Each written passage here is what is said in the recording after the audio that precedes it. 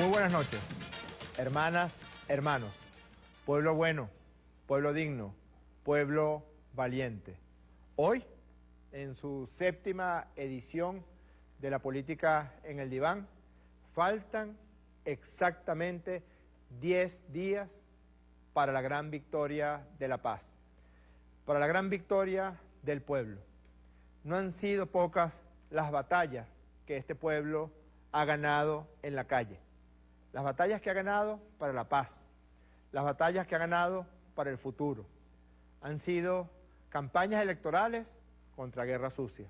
Han sido propuestas, ideas, propuestas de futuro, lanzamiento de planes, cuidado amoroso del pueblo por parte de Chávez y ahora de nuestro presidente Nicolás Maduro contra la más brutal intención de agredir y la más brutal intención de imponer la violencia, de imponer por la fuerza los destinos de un grupo político que se divorció hace mucho tiempo del pueblo de Venezuela y que todavía no encuentra el camino para buscar la forma de hablarle, de decirle, y en consecuencia, ante esa frustración, recurre a la violencia. Y Chávez, siempre Chávez, comandando las batallas. Chávez, siempre Chávez, con nosotros, aquí, en los días por venir, en los días cumplidos, en las batallas ganadas y en las batallas por venir. Nosotros somos los que vamos a ayudar a parir a Venezuela. Es un parto de la historia, es un parto de la patria. Aquí estamos consolidando ese parto. Estos cientos de miles de venezolanos concentrados esta noche del 2 de diciembre, aquí en la avenida Bolívar, de esta Caracas bolivariana de siempre. El paro convocado para el 2 de diciembre tiene una carta bajo la manga, tiene un puñal ahí agarrado en la espalda para tratar de apuñalear de nuevo a la Constitución bolivariana y al pueblo venezolano. No lo vamos a permitir. En el terreno que sea, estamos dispuestos a combatirlo y en el terreno que sea, los vamos a derrotar. Este día de jornada memorable, de batalla infinita, de victoria popular, de victoria sin precedentes. Ha ganado Florentino. Hemos derrotado al diablo. Tamuros de Navarroza, del Alcornocal de abajo. Vean como vieron, señores, al diablo pasar trabajo. Han escrito ustedes otra página heroica para la grande historia de Venezuela. Está en juego la vida de Venezuela y nosotros, o mejor dicho, en nuestras manos no se va a perder la vida de la patria. Estoy completamente seguro y sobre todo en las manos de la juventud venezolana de hoy no se va a perder el futuro de la patria. Tanto que ha costado la refundación de la República, tanto que ha costado que la voluntad y la voz del pueblo sea la que hable, que sea la que se imponga a través de los mecanismos que la Constitución, que el mismo pueblo se dio, se cristalicen de forma definitiva. Tanto que ha costado y tanto que falta por hacer.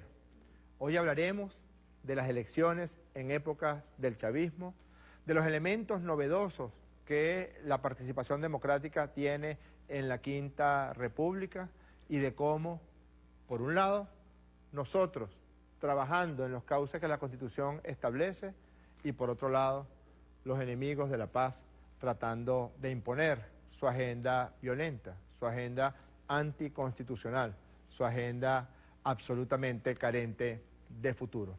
Hoy hablaremos de cómo el pueblo se ha impuesto, pero también de cómo han intentado agredir la voz del pueblo.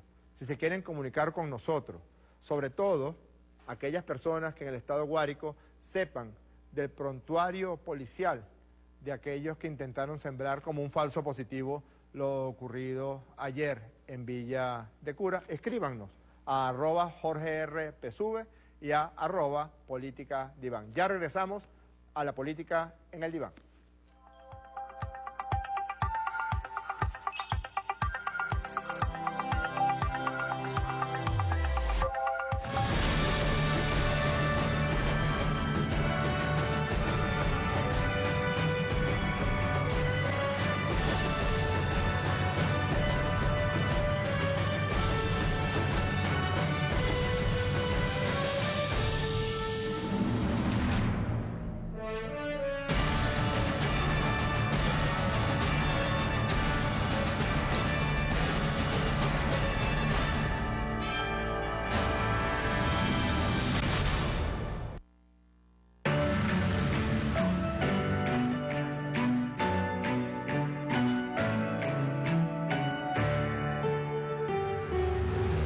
Siglos y siglos de capitalismo se reflejan en el terrible estado de destrucción de nuestro planeta.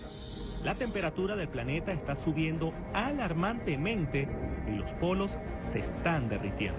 El momento de actuar es ahora. Programa especial, Cumbre de París 2015, con el periodista Boris Castellano. Este sábado a las 3:30 de la tarde. Más BTV, más revolución. Revolución es pensamiento crítico y transformador hacia una sociedad de paz y de justicia. La imbatible lucha de este pueblo ha provocado que intelectuales, movimientos sociales y artistas del mundo hayan acudido en apoyo y en defensa de la revolución bolivariana. Por eso, este 6 de diciembre vamos todos y todas a votar para vencer las fuerzas que pretenden regresarnos hacia un pasado de siervos coloniales. Si fuiste seleccionado como miembro de mesa, deberás prestar servicio electoral en las próximas elecciones a la Asamblea Nacional del 6 de diciembre. Consulta dónde debes asistir a través del 0800 Votemos, enviando un mensaje de texto con tu número de cédula al 2637 o en nuestra página web www.cne.gov.be. Podrás acudir a tu centro de capacitación desde el 4 de noviembre hasta el 3 de diciembre. Participa. CNE. Vota. Ejerce tu soberanía. Ganar la Asamblea Nacional significa hacer de esa Asamblea Nacional la institución que libera al país del gobierno nacional de Nicolás Maduro. Una nueva Asamblea Nacional que podemos soñar, donde nunca más se le apruebe dinero a este gobierno. Ese sueño que todos tenemos también involucra el cambio de un sistema, el cambio de un gobierno. Dar un golpe de Estado a través de una nueva Asamblea Nacional. No perdamos más tiempo, ni vayamos a perder el foco y el objetivo que Venezuela hoy requiere de nosotros. Para la Asamblea como sea. Por Venezuela. Para la Asamblea como sea. Para la Asamblea como sea. Con Hugo Chávez. Para la Asamblea como sea. Para la Asamblea como sea. Vamos de nuevo guerreando para la Asamblea. Un pueblo que debate con conciencia, con ideas. La acción va de la mano con el trabajo diario. La voz del pueblo es la voz de Dios, que existen adversarios. Vamos pues, con los humildes, los del barrio. Vamos pues, con los que combaten a diario. Luchando por un mejor porvenir. Vamos pues, con los que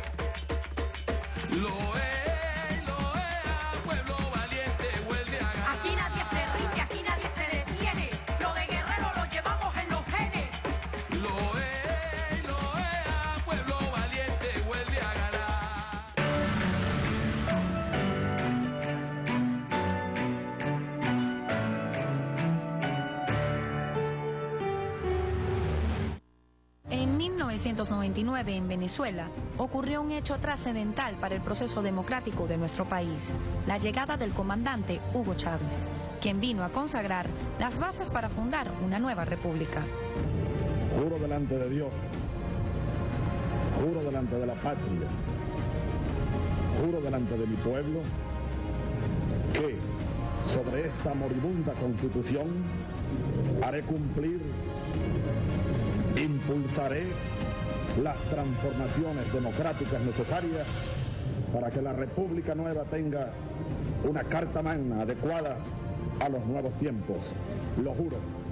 La aprobación de la Ley Orgánica del Sufragio y Participación Política promulgada en 1997 sustituye al Consejo Supremo Electoral por Consejo Nacional Electoral, en lo que sería el inicio del proceso de renovación del sistema electoral en Venezuela.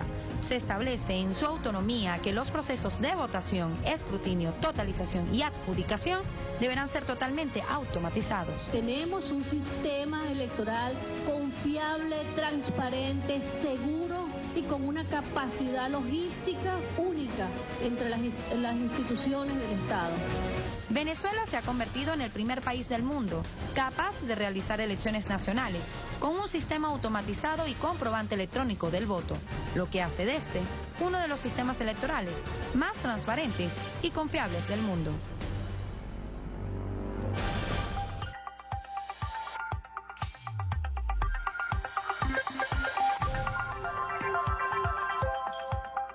Dice el poema más famoso de Antonio Machado: caminante no hay camino, se hace camino al andar. Y eso es justamente lo que hizo y hace Hugo Chávez, y eso es justamente lo que hace permanente y cotidianamente el pueblo de Venezuela. No es cosa fácil construir la primera revolución del siglo XXI, que además es una revolución que, utilizando las armas torcidas, utilizando los caminos podridos que esa Cuarta República, como lo vimos en la pasada edición de la política en el diván, ofrecía como, entre comillas, participación a través del voto, y realmente lo que se constituía era un sistema electoral atrasado, corrupto, fraudulento, y a pesar de eso, instaurar una revolución, la primera revolución del siglo XXI, por medios pacíficos y por medios democráticos. No es cosa fácil decir que se refunda a través de la aprobación de una nueva Carta Magna la República Bolivariana de Venezuela. Se retoman los ideales principales de nuestros libertadores. Se retoma el sentimiento de esperanza de la patria venezolana, la noción de venezolanidad, el amor por nuestro suelo, por nuestro cielo, por nuestro paisaje, por nuestra historia y por la vida que viviríamos en el futuro después del grito de combate de Hugo Chávez. Y como digo, a veces de tanto estar inmerso en la historia no nos damos cuenta de los elementos importantes. Desde ese juramento que hiciera Hugo Chávez después de la victoria del 6 de diciembre de 1998, el pueblo de Venezuela aprobó un plebiscito para que se convocara la Asamblea Nacional Constituyente, eligió por primera vez en su historia a aquellos que se encargarían de la redacción de la nueva Carta Magna, después aprobó la nueva Constitución de la República Bolivariana de Venezuela el 15 de diciembre de 1999, eligió nuevamente a todos los poderes públicos, eligió al presidente de la República, eligió la Asamblea Nacional, eligió a los alcaldes, a los gobernadores, que tenían que adaptarse a los nuevos postulados de la Constitución de 1999, y luego inició el proceso firme que hiciera Chávez de construcción de una nueva república. De manera casi inmediata apareció la reacción y de manera consuetudinaria Chávez lo fue derrotando en todos esos eventos electorales que les mencioné.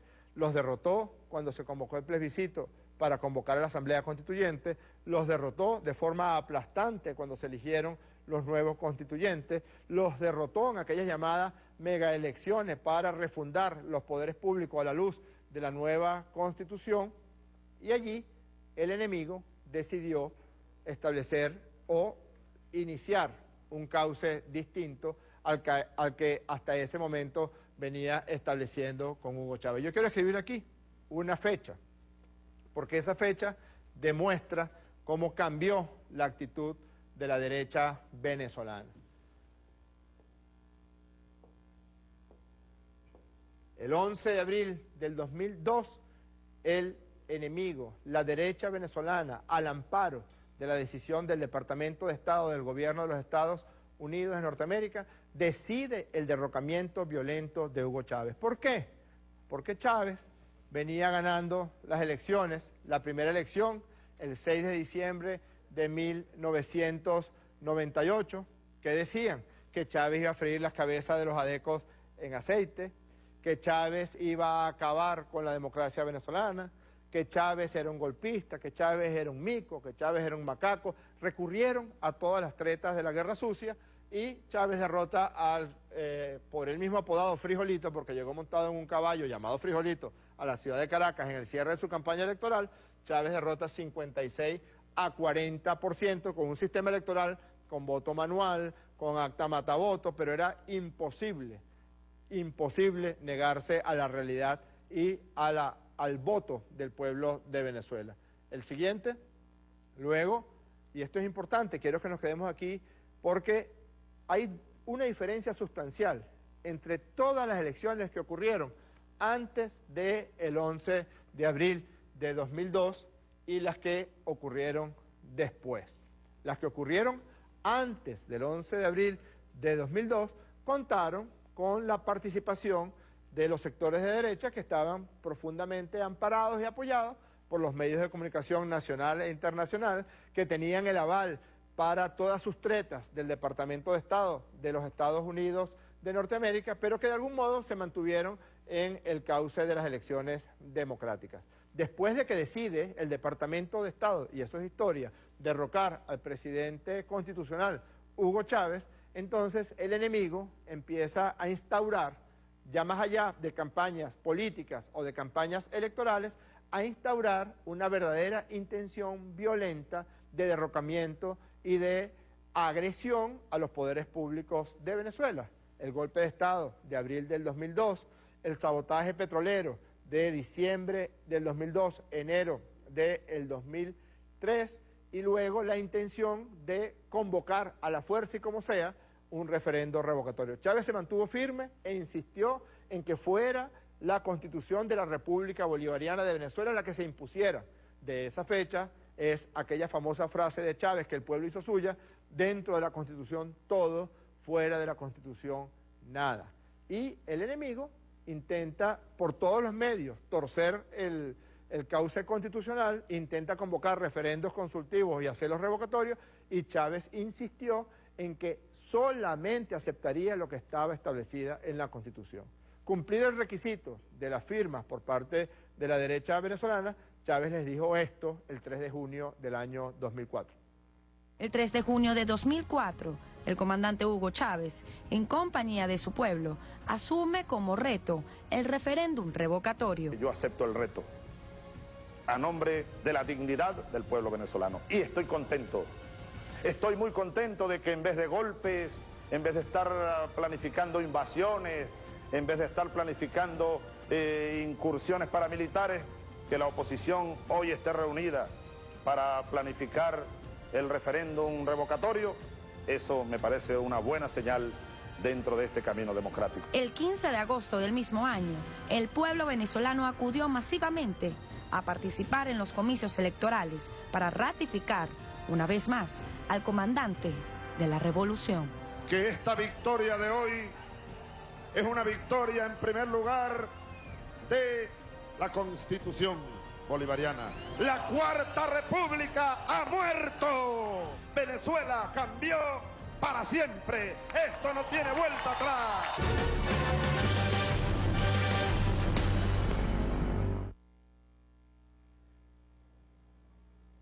La derecha hizo de todo. Yo recuerdo que ese 3 de junio, cuando Chávez se dirigió al pueblo y les dijo: acepto el reto, los espero en Santa Inés, hoy inicia la batalla de Santa Inés.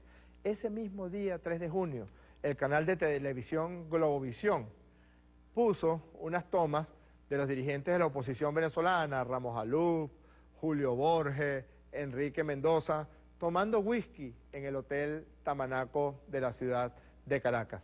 Cuando se dieron cuenta del tremendo chinazo que habían cometido, mientras Chávez convocaba la batalla, estos ya se daban por vencedores, por triunfadores, pues sacaron del aire esa dantesca imagen de los representantes de la derecha en algo muy parecido a lo que hicieron en el Palacio de Miraflores el 12 de abril del 2002. Afortunadamente, Venezolana de Televisión ese mismo día puso la imagen de Chávez con su pueblo en la avenida Urdaneta convocando a la batalla de Santa Inés y los opositores, los representantes, los dirigentes de la derecha venezolana cayéndose a palos en el Hotel Tamanaco. Y ahí se inició una campaña inédita porque era la primera vez que se probaba ese mecanismo que era muy novedoso porque provenía de la nueva constitución que el pueblo había aprobado. Fue una campaña caracterizada por la riqueza de las propuestas por parte del chavismo. Veamos brevemente algunas de las mejores cuñas de las que tuvimos en esa oportunidad.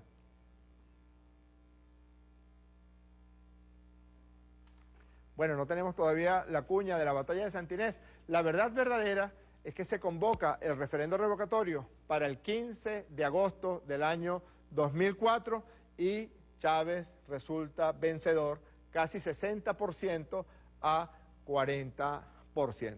Todos los organismos que auditaron esa elección, todos los observadores internacionales, incluido Jimmy Carter, a pesar de su propio corazoncito de ultraderecha que él tiene y ha tenido y tenía en ese momento el expresidente colombiano y secretario general de la OEA, César Gaviria, no le quedó más remedio que reconocer lo que era incontrovertible. Después de todas las auditorías, después de todos los planteamientos y después de todos los procesos que se desarrollaron en esa oportunidad, la opción del no de Hugo Chávez triunfó de forma aplastante en contra del sí.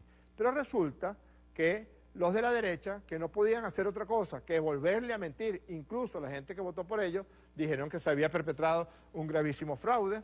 El señor, el inefable Ricardo Hausmann, el vendedor de Venezuela, el que quiere vender a Venezuela por 40, 50 mil millones de dólares, inventó una hipótesis absurda que él llamó la hipótesis del cisne negro.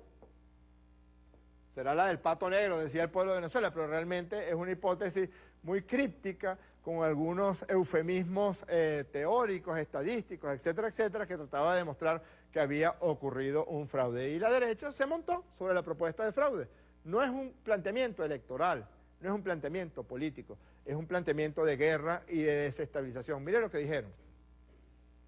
Nos pueden haber quitado nuestras firmas, nos pueden haber quitado la justicia, nos pueden haber quitado las elecciones, pero no nos van a poder quitar el país. Vamos a asumir la responsabilidad de comprobar que siguiendo los dictados y las órdenes del presidente de la República, desde el Consejo Nacional Electoral se ha perpetrado una estafa gigantesca contra la voluntad popular. Háganme el favor de poner aquí, si se puede, a un venezolano esperando las pruebas del fraude de Ramos Alú. La tenemos. Aquí esperando que Ramos Alú presente las pruebas del fraude. Gracias a Dios, los venezolanos y las venezolanas contamos con este sentido del humor. ¿Por qué es tan bárbaro? Es tan brutal, tan dantesco la inclinación y la compulsión por la mentira y por el engaño de estos sectores de la derecha.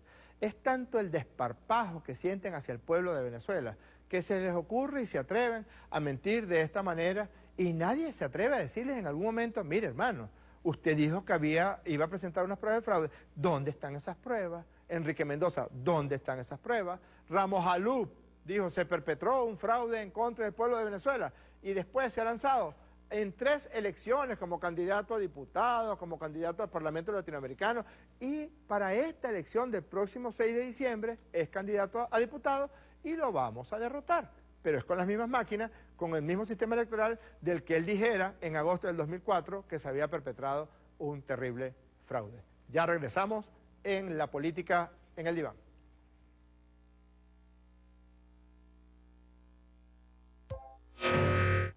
Papá dice que los militares solo se entrenan para proteger a la gente y defender nuestro país.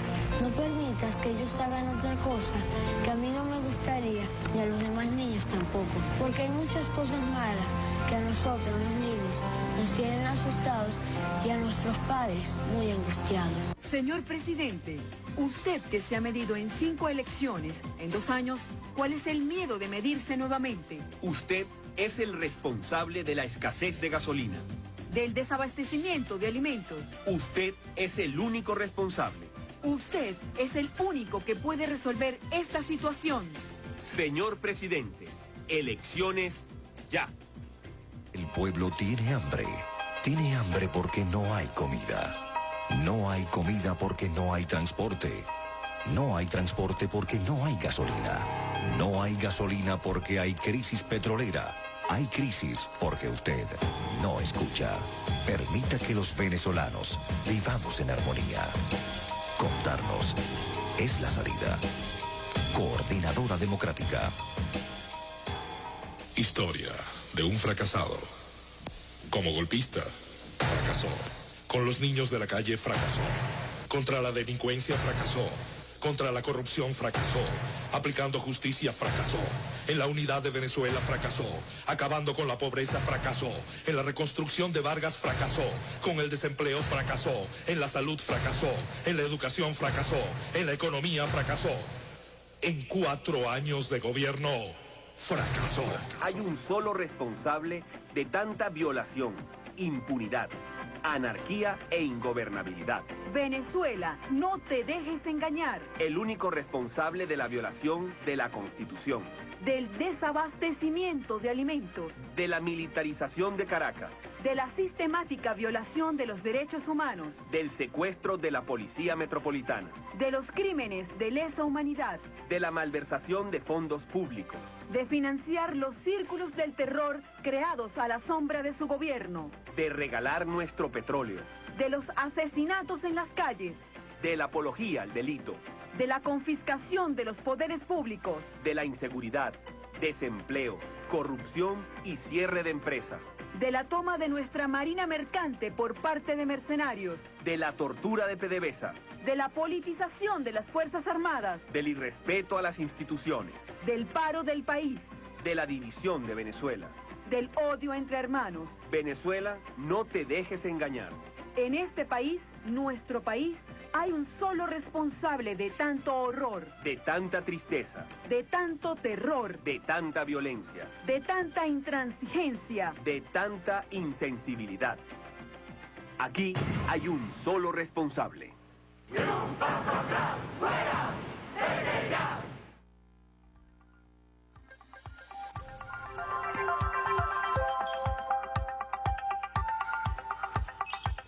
Ustedes recuerdan lo que hemos venido hablando en las ediciones anteriores de la política en el diván. ¿Recuerdan cuando hablábamos del llamado cerebro reptil, aquel que rige principalmente la parte emocional, las explosiones de ira, la angustia, el miedo? ¿Se acuerdan cuando hablamos de los trastornos adaptativos, que eran respuesta del ser humano hacia la angustia o hacia la tristeza, la llamada trastorno adaptativo con ánimo depresivo o con ánimo ansioso? Ustedes recuerdan que hablamos del estrés postraumático. Ese tipo de propaganda, que no es propaganda política ni es propaganda electoral, sino que es una propaganda de guerra, está absolutamente dirigida a generar en el ser humano ese tipo de respuestas.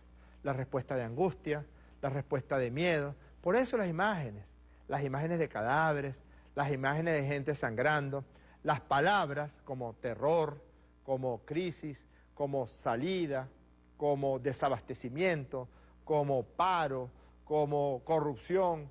Todas esas palabras lo que intentan tipificar es que las personas se desprendan de la posibilidad de reflexionar, de la posibilidad de pensar, incluso utilizando frases absurdas. Quizás usted no se dio cuenta, pero en una de esas cuñas decían de la tortura de PDVSA. Lo que estaba ocurriendo en ese momento es que era el sabotaje petrolero en contra de la principal industria y en contra, en última instancia, de todas y todos los venezolanos. Y ese son el tipo de frases que de manera sublimada terminan quedándose en estas zonas del cerebro donde no ocurre un proceso de reflexión, no ocurre un proceso de elaboración. Utilizaron niños, utilizaron imágenes realmente dantescas, mintieron a más no poder. Y en esos días del sabotaje petrolero, miren, una cuña se transmitía en promedio 12 veces al día en todos los canales de televisión privados. Una sola cuña, como esa del niño hablando, mi papá dice que los militares, etcétera, etcétera. Como esa que tenía imágenes de cadáveres tapados con la bandera de Venezuela. Una sola cuña se transmitía 840 veces a la semana. Un promedio de 10 cuñas, 12 veces al día, por 10 canales de televisión. Estamos hablando de 8.400 veces a la semana que se intentaba infestar los cerebros de las venezolanas y de los venezolanos. Eso quiere decir que en ese mes de diciembre, enero y febrero del año 2002 e inicios del 2003, esas cuñas, cada una de ellas era transmitida 3.360 veces. ¿Ustedes se acuerdan lo que pasó el año pasado? ¿Se recuerdan de la campaña por redes sociales y en el mundo entero diciendo SOS Venezuela? Lo que procuran es decir que Venezuela no tiene ninguna salida, que las instituciones democráticas no funcionan y que el único mecanismo es el mecanismo de la violencia para derrocar el gobierno legítimamente instituido. Y como nos acercamos a un evento electoral, queda perfectamente claro, cualquiera que lea el editorial del Washington Post del día de hoy se dará cuenta de que ya el Washington Post asume que la oposición perdió las elecciones del próximo 6 de diciembre. Eso no lo digo para que caigamos en el triunfalismo, para que nos durmamos en los laureles.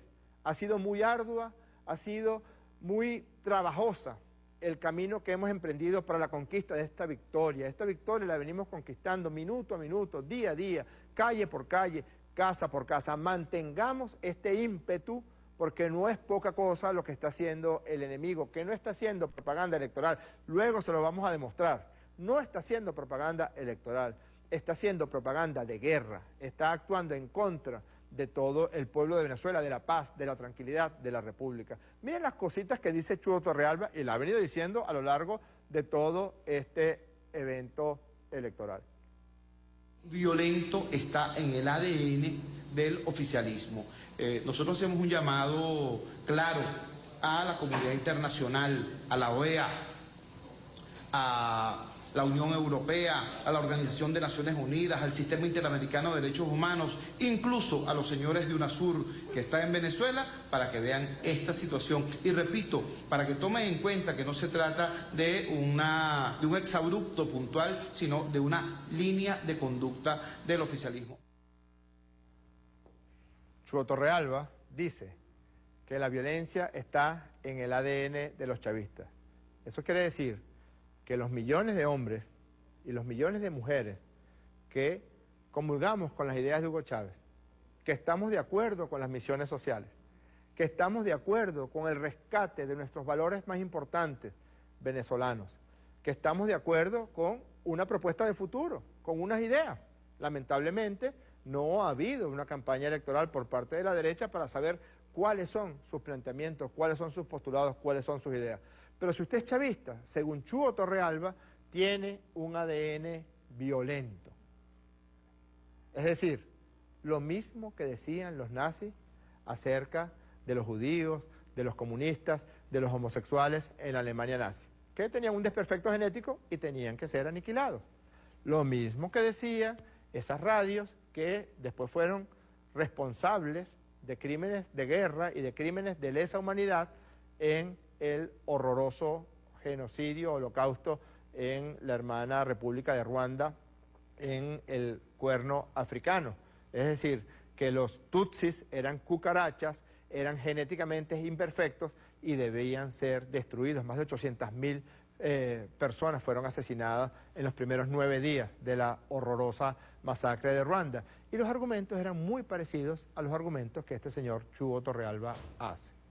El día de ayer ocurrió un evento que en este momento tiene estremecidos los medios de comunicación en Venezuela y que ha vuelto a instalar la campaña de odio y la campaña de mentiras en algunos medios de comunicación internacionales. El día de ayer, el señor Henry Ramos Alup escribió en su cuenta Twitter lo siguiente: asesinado 7:30 p.m. Luis Manuel Díaz, secretario general AD, Altagracia de Orituco, por disparo arma de fuego hecho por bandas armadas PSUV desde vehículo.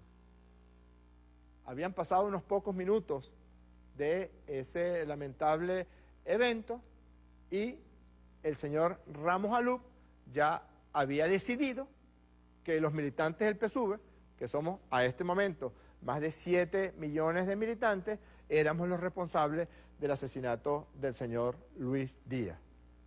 Fíjense, ¿quién es ese señor Luis Díaz? Vamos a ver un poco algunas de las cosas que hoy denunciamos ante el Consejo Nacional Electoral. Lamentablemente asesinado este señor Luis Manuel Díaz. Tiene un alias, era conocido como alias Luis La Cremas. Es el último integrante de una banda denominada banda Los Plateados, que se ocupaba de la extorsión, del secuestro, del cobro de vacunas, de sicariatos.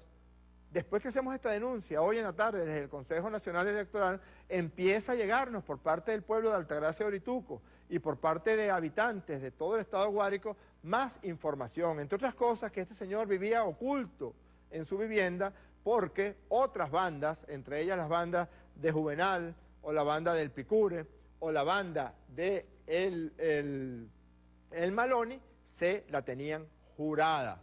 Este señor también tiene un registro policial, fue investigado en el año 2010 por su posible colaboración o por su posible participación en un homicidio en el año 2010. Ese es el expediente I-457.156, donde está imputado o empieza a sospecharse de la participación en un homicidio. Era un sindicalero que estaba relacionado con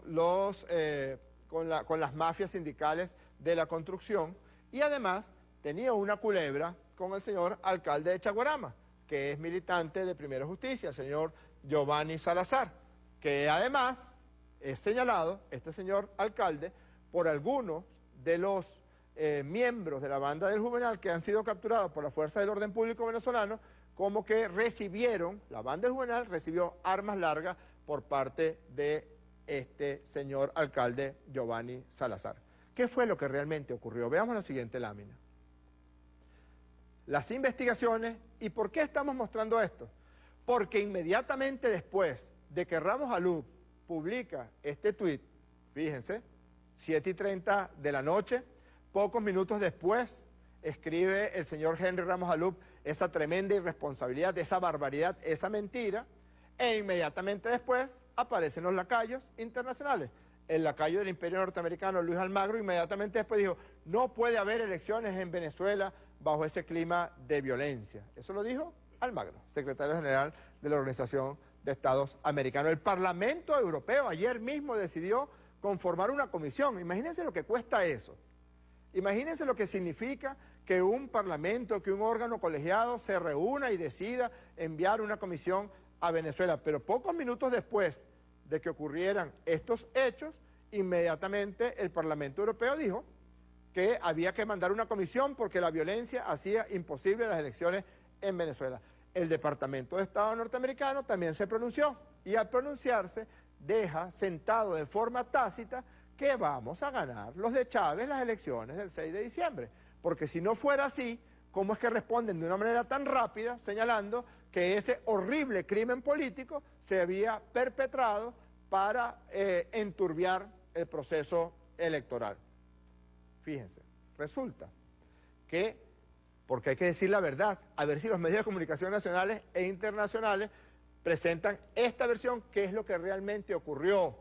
Resulta que en la experticia balística nosotros obtuvimos esa información. La bala proviene de un arma de fuego que se utilizó en un homicidio el 9 de octubre del año 2015, en el que falleció alias El Kelly, Kelly Marcelino Fernández, que era uno de los miembros, el penúltimo miembro que quedaba vivo de la banda de los Plateados. ¿Y quiénes lo asesinaron? ¿Quiénes están siendo buscados por ese homicidio? El homicidio no de el Kelly, el homicidio de Luis Díaz está siendo buscado el señor Gilberto Maloni Hernández, alias El Maloni, que es el jefe de la banda El Maloni y que además está incurso en una gran cantidad de delitos, entre los que se incluye lesiones, homicidio, robo y hurto. Y el que se considera el sospechoso principal de ser autor material de ese asesinato es el señor Oscar de Jesús Hernández Noguera, alias El Pipi, que está siendo solicitado por homicidio en el juzgado segundo y tercero de control en Guárico. Es decir, una situación de enfrentamiento entre bandas criminales por el control de las acciones criminales en esa zona del país. Y es la primera vez que un representante de la derecha venezolana reconoce que un militante de su partido es un criminal con el prontuario que tiene el señor Luis Díaz. ¿Qué va a decir el Washington Post mañana? ¿Que un criminal fue asesinado por otro criminal? Por el control de las mafias sindicaleras y por el control de las actividades delictuales en el estado Guárico. ¿Qué va a decir Almagro? ¿Qué va a decir el Parlamento Europeo? La verdad verdadera es que ese chinazo quiere decir que se cayeron con los kilos. Primera vez que un dirigente de la oposición venezolana reconoce que uno de los de ellos es un criminal de estas características. Porque no es la primera vez que ocurre. Por favor, póngame la siguiente lámina. Génesis Arguinzones, venezolana, jefa de una VC en el municipio Sucre del estado Miranda, asesinada el pasado domingo 22 de noviembre, mientras ocurría el simulacro electoral del Partido Socialista Unido de Venezuela y el Gran Polo Patriótico. Llegaron unos representantes de la derecha venezolana armados con armas largas, motos, y perpetraron ese horrible asesinato. La siguiente lámina. Eleazar Hernández, dirigente estudiantil de 22 años de edad, asesinado en la Universidad del Zulia el pasado 30 de octubre del 2015. ¿Y quién es el imputado que en este momento está siendo buscado por las fuerzas del orden público a instancia de la Fiscalía General de la República, que tiene código rojo por Interpol? Este señor que está aquí, Jorman Varilla, pero lo podemos ver mejor en la siguiente lámina. Jorman Varilla es candidato a diputado por el circuito 8 del Partido Unidad, que no es el Partido Unidad, ese partido no existe, es una mímesis de los partidos Acción Democrática, Primero Justicia, Voluntad Popular y a veces 20 Venezuela, porque María Corina Machado a veces le hace campaña a ellos o a veces le hace campaña a otros partidos de la derecha. Todavía ningún representante de la derecha venezolana ha dicho: nosotros repudiamos que Jorman Varillas esté involucrado en el asesinato de un joven venezolano, de un joven zuliano. Todavía no he escuchado al señor Luis Almagro decir que cómo es posible que la derecha venezolana pulule gente de esta calaña. La siguiente. Y miren, aquí está. La señora Lilian Tintori, que también tuiteó: yo sentía que las balas iban para mí. Mire, señora Tintori, vea con quién se junta. Aquí está usted, cachete con cachete, cachete con cachete, con el estrangulador Pérez Venta. Y lo que queda demostrado con los hechos de Guárico de anoche es que los dirigentes de la derecha venezolana, llámese Lilian Tintori, llámese Leopoldo López, llámese Enrique Capriles. Mira, aquí está Leopoldo López con el descuartizador Pérez Venta. Aquí está Enrique Capriles con el descuartizador Pérez Venta. Y aquí está cachete con cachete, la señora Lilian Tintori con el descuartizador Pérez Venta. Lo que queda demostrado con todos estos eventos que han ocurrido es que, lo habíamos dicho en los programas anteriores, lo habíamos señalado, que la derecha venezolana, por la vía de la siembra de violencia, estaba atrayendo y tenía entre sus filas, en labores de dirigente, a personas que tenían algún tipo de desequilibrio o que tenían algún tipo de trastorno que lo compelía hacia la violencia. Está Pérez Venta como jefe de escolta de Tintori, de Leopoldo López, como amigo de Capriles Radonsky. Jorman Varilla, candidato de la unidad, asesino de este joven Eleazar en el estado Zulia. Y ahora, Luis Díaz, un criminal, es asesinado por otras bandas y tratan de sembrar el falso positivo de que habían sido militantes del Partido Socialista Unido de Venezuela. No, señor. En esa tarima habían criminales que asesinaron a otro criminal. Por eso es que decimos que no han iniciado una campaña electoral. Esta no es una campaña electoral la que está dirigiendo la derecha venezolana. No han hecho propuestas, tienen escondidos a sus candidatos, se los vamos a demostrar. Fíjense lo que hicimos hoy en el centro de la ciudad de Caracas. El reto de hoy es conocer quién es este señor. No lo conozco. ¿No lo conoce? No. ¿Qué vista quién se puede imaginar qué es? No tengo ni me puedo imaginar porque no tengo idea de quién es. Señora, si le muestro esta foto con este señor, ¿lo reconoce? No sé quién es él. Le muestro esta foto, ¿quién cree usted que es él? Un balbúo, nada más lo conozco. Así como lo veo, un balbúo nada más que lo conozco. ¿Nunca antes lo has visto? No. ¿Y qué te imaginas que puede ser? No sé, Cualquier persona. un civil normal. ¿Nunca lo han visto antes? No. ¿Qué te puedes imaginar que puede hacer el señor en la vida? Pues la verdad no sé, puede ser un señor, un venezolano cualquiera. Sí, me parece que es un político. Y me suena mucho como a corrupción, me parece como que corrupción, aunque no sé su nombre, pero lo he visto como que no sé. Pues este perfecto desconocido se llama Jorge Millán, es el candidato al circuito número 2 de Caracas por la Mesa de la Unidad Democrática de las parroquias 23 de enero, San Juan, Altagracia, Santa Teresa y Catedral. Por supuesto, nadie lo conoce. Nadie sabe cómo se llaman sus candidatos. Esta encuesta fue hecha en la parroquia Catedral. Este señor es candidato de la derecha venezolana en esa parroquia, la parroquia Catedral. Haga usted una encuesta con la foto de los candidatos de la derecha y se dará cuenta de que no existen, de que están escondidos, de que están haciendo lo mismo que hicieron en el 2002. Yo les mostré las cuñas.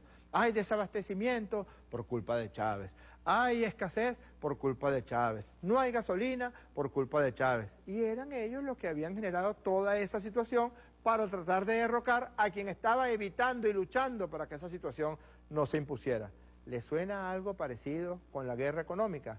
¿O no se les parece a la guerra que viene emprendiendo Nicolás Maduro contra los especuladores, contra los bachaqueros, contra los que intentan ocultarle los productos de consumo a las personas para después decir que hay que derrocar a Maduro y que hay que salir de Maduro por todos los medios? Ya regresamos a la política en el diván.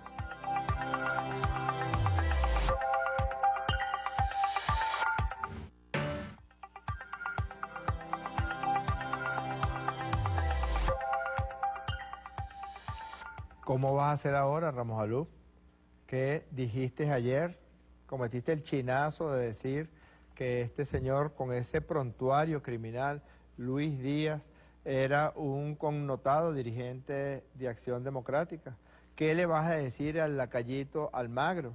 ¿Qué va a decir el lacayito Almagro mañana cuando se entere que era o un ajuste de cuentas entre bandas o una situación entre dos partidos de la derecha, muy violentos ellos, históricamente muy violento Acción Democrática, y ese neoviolento partido Voluntad Popular?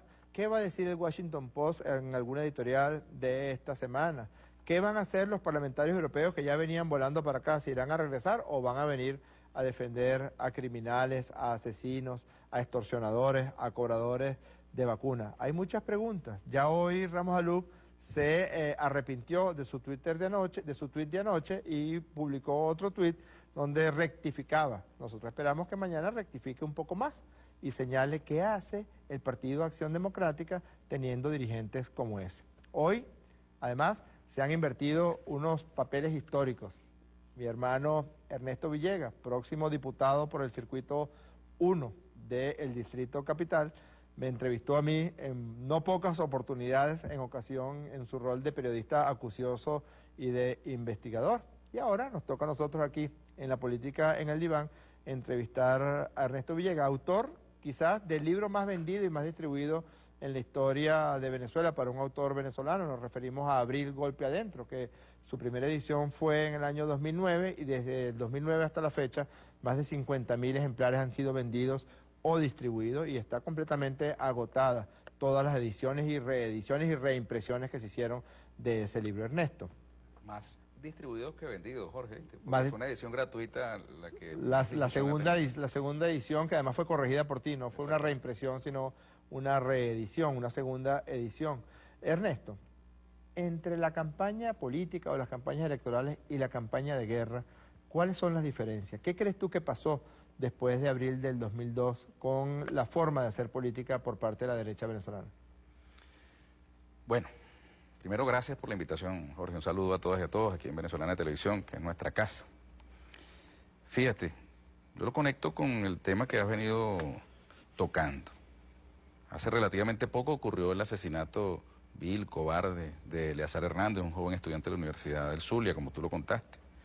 Y, sin embargo, no hubo carta alguna de Almagro, no hubo declaración del señor Almagro diciendo que no quería un asesinato más.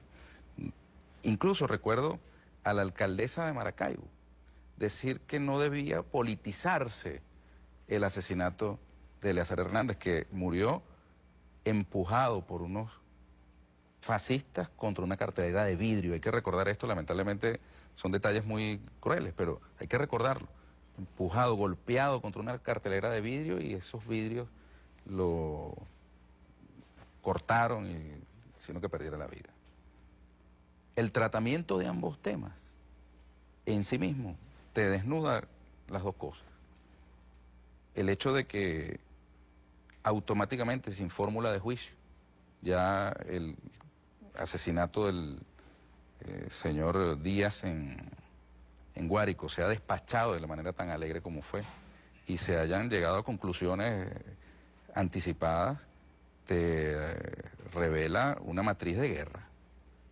En el otro caso, como no cuadraba... Las conclusiones anticipadas no eran en modo alguno espontáneas ni... Mira, hay una programación, tú eres psiquiatra, yo no, pero sí hay una programación previa de un sector de la población que está presto a creer cualquier cosa porque ya ha sido programado con esa cantidad de cuñas que tú pasaste del paro sabotaje petrolero, que han evolucionado a otras que hoy también se transmiten y que han generado lamentablemente en un sector de la población una predisposición a comprar la propaganda de guerra. Por eso hay que recordar a Malcolm X cuando decía, si no estás prevenido ante los medios de comunicación, estos te harán amar al opresor y odiar al oprimido. Si no estamos prevenidos frente a este tipo de operaciones, pues probablemente lleguemos a conclusiones anticipadas sin la racionalidad que amerita cualquier hecho de violencia. Yo quiero condenar cualquier tipo de violencia que ocurra, bien sea entre personas que tienen un prontuario como el que hemos visto, o en personas que más bien tenían una limpia hoja de vida y que tenían muchísimo que darle al país todavía, como era Eleazar. Sin embargo, el modo en que ambos crímenes son asumidos por una parte de la sociedad es muy elocuente respecto del daño que nos ha causado la propaganda de guerra, que viene inoculándose además de una manera mucho más sofisticada en los últimos tiempos. Quizá uno ve las cuñas contra Chávez, esas del paro sabotaje petrolero, y uno se impacta de lo burda que son.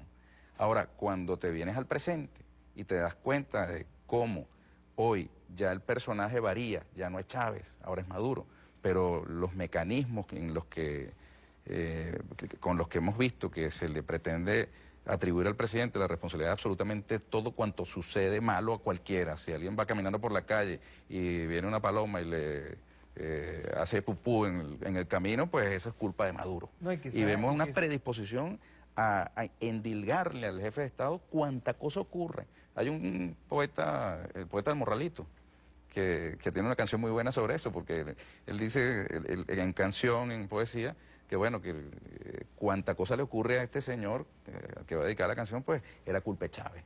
Y lo mismo ahora pasa con el presidente Maduro. No, y quizás de forma más burda y al mismo tiempo como más elaborada. Más burdo porque a través de las redes sociales vimos personas con esos gorros rusos golpeando a otra persona, y eso había ocurrido en Georgia y decían que había ocurrido en la ciudad de Valencia. Vimos marchas multitudinarias en Cataluña y decían que eso estaba ocurriendo en San Cristóbal. Eso fue durante la violencia en la guarimba del año 2014. Pero al mismo tiempo, fíjate cómo son las mismas consignas: desabastecimiento, escasez, no hay gasolina, la salida ya, la única salida es que Chávez se vaya.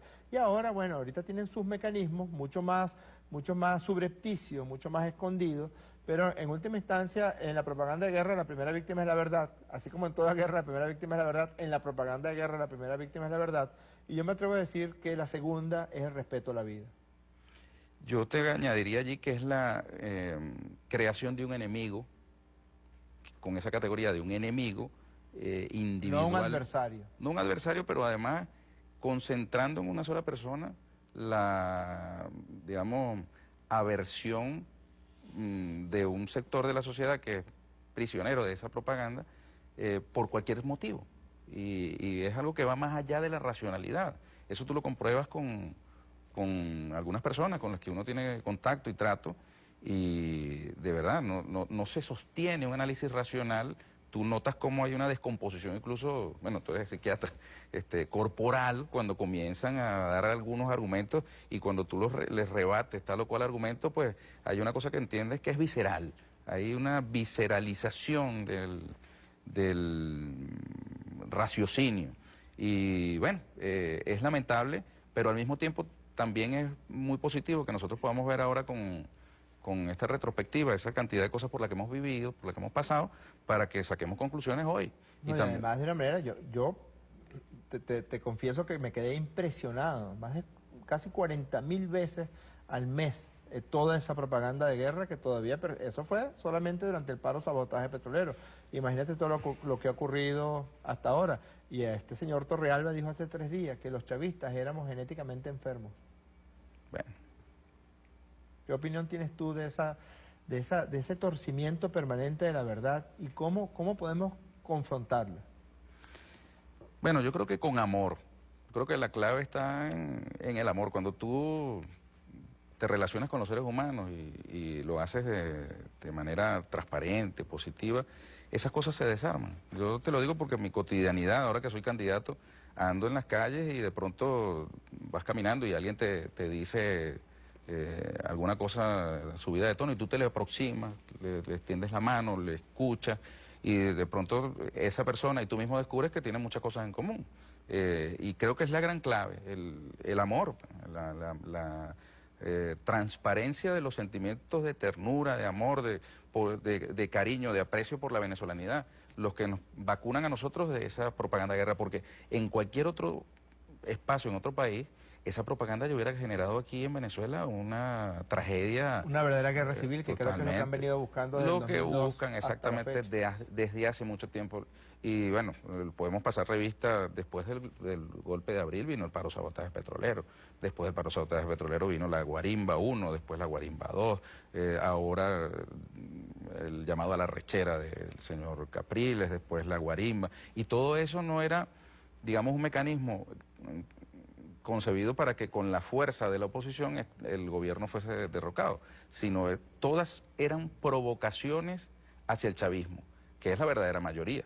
Y como ellos saben que la fuerza de ellos no es suficiente para causar un derrocamiento del gobierno, pensaban que la fuerza del chavismo sí podía desatada generar una crisis de gobernabilidad, una ingobernabilidad generalizada que obligase a la intervención extranjera y con la fuerza del chavismo acabar con el chavismo. Porque si en efecto ellos supieran que van a ganar las elecciones, no trancaran tanto el juego. Por cierto, el candidato que te adversa por parte de la derecha en el circuito 1 está tan escondido como los otros candidatos de los otros circuitos, el resto.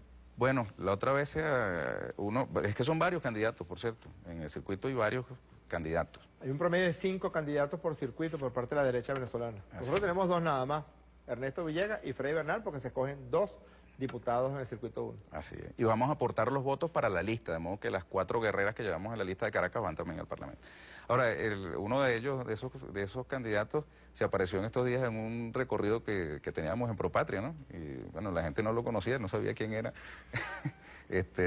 Nos dimos un abrazo, él me abrazó muy efusivamente, está en la cuenta Twitter, pueden verlo, pueden revisar mi cuenta Twitter y está el abrazo del candidato. Al menos para que lo conozcan, porque para que le el conozcan. 100% de los entrevistados en la parroquia catedral no conocían al candidato de la derecha en el circuito 2 y otro tanto ocurre en el circuito 1. No se vaya Ernesto Villegas, que tenemos una sorpresa para nuestros usuarios al finalizar nuestro programa La Política en el Diván, pero vamos a ver los tweets que hemos recibido a esta hora. @vence de nuevo. Lo triste es que más de un opositor que llevaba una vida decente, comillas, la MUD lo ha convertido en cómplices y alcahuetes de asesinos. Siguiente. @Edgardo Barón 460. La oposición es experta en inventar y falsear. Lo lamentable es que existe gente que les cree. Pobres. Siguiente. @Ana G. Nieves. No nos fijamos, pero la guerra psicológica que nos dan es fuerte. Deben existir espacios como este para alertarnos y enseñarnos. La siguiente. @BJ Testamark. Buen programa, hay que desmentir y andar con pie de plomo. Los de la manitos están vueltos locos. Por ahí se hizo tendencia hoy un hashtag que decía numeral, ni de vaina la manito, o con la manito ni de vaina, creo que se decía. @Orlando149, excelente programa, muy didáctico, claro y preciso, desmontando las mentiras de la oposición apátrida. Le dijimos a nuestro hermano Ernesto Villegas que se quedara, porque de ese libro, de Abril Golpe Adentro, que como ya dijimos, fue un verdadero récord, un verdadero bestseller para la historia de la literatura en Venezuela, una investigación muy acuciosa de lo que realmente ocurrió en el golpe de Estado contra nuestro presidente Chávez el 11 de abril del 2002, ya se está culminando la película Abril Golpe Adentro. ¿Quiénes son los guionistas de esa película, Ernesto? El guión es de José Antonio Varela, que la dirige, su hermano José Luis Varela y Luis Alberto Lamata. Bueno, y en primicia, aquí en televisión, primera vez que se presenta los avances de la película Abril Golpe Adentro, que muy pronto podremos disfrutar en las salas de cine en todo el país. Y con eso nos despedimos, con este avance de la película Abril Golpe Adentro, para que no se vuelvan a repetir esos hechos tan horribles, para que no se vuelva a instaurar la intención de violencia en la oposición, pero para que por sobre todas las cosas nosotros estemos pendientes, alertas de que no sucumbamos a la guerra psicológica o a la guerra mediática. Nos despedimos con el avance de esa maravillosa película, que así como el libro fue un gran éxito, estamos seguros lo será la película Abril Golpe Adentro.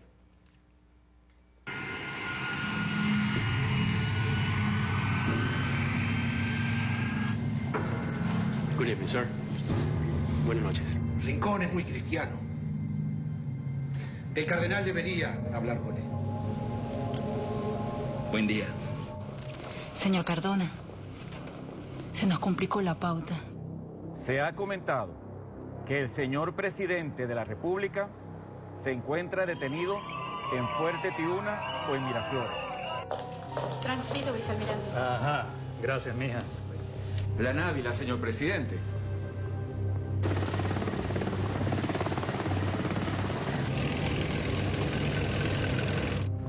Hemos decidido no sacar tropas. Tenemos el control de los cuerpos policiales.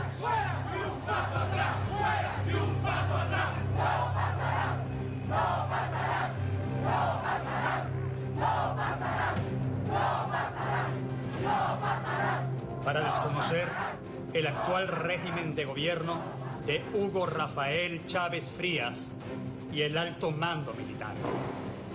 Por contrariar los valores, principios y garantías democráticas y menoscabar los derechos humanos de los venezolanos.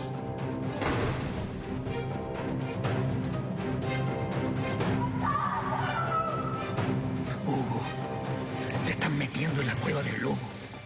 De Fede Cámara a la casona.